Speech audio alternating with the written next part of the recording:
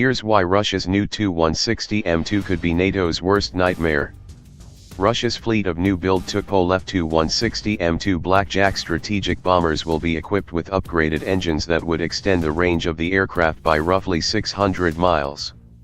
The massive Mach 2.0 capable bombers are also expected to receive a new generation of stealthy long-range cruise missiles as their main armament.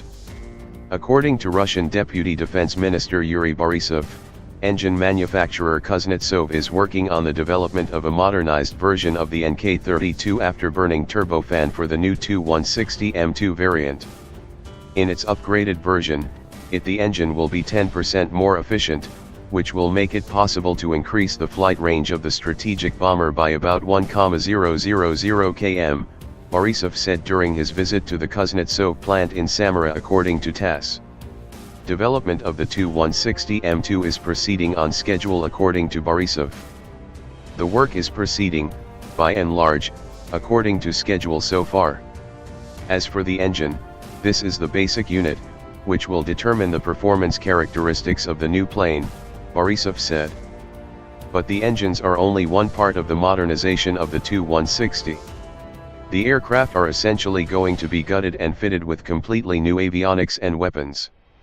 We are going to purchase the entire fleet of our strategic Tu-160 bombers in their new version and carry out heavy upgrade of operational aircraft where only the fuselage will remain while all the onboard radio electronic equipment and engines will be replaced, Borisov said. That is why, we will get the renewed fleet of strategic aircraft somewhere by 2030.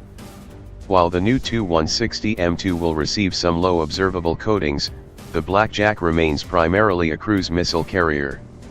Unlike American bombers such as the Northrop Grumman B-2 Spirit or the B-21 Raider, the Russian Air Force relies primarily on long-range standoff weapons to strike targets inside heavily defended airspace. As such, the Tu-160M2 will receive stealthy next-generation long-range cruise missiles.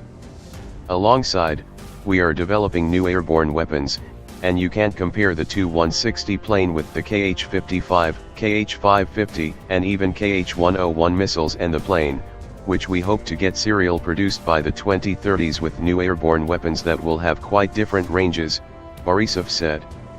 For Russia, given the role that its bombers play in both its conventional and nuclear doctrine, the upgraded Tu-160M2 seems to be a common sense and relatively affordable way to recapitalize its fleet. Certainly, it is a more cost-effective and technically feasible route than immediately trying to move directly into program to develop a stealth bomber such as the Pakta. Eventually, Russia will probably develop and field a Pakta, but the Tu-160M2 should suffice for the short to medium-term future.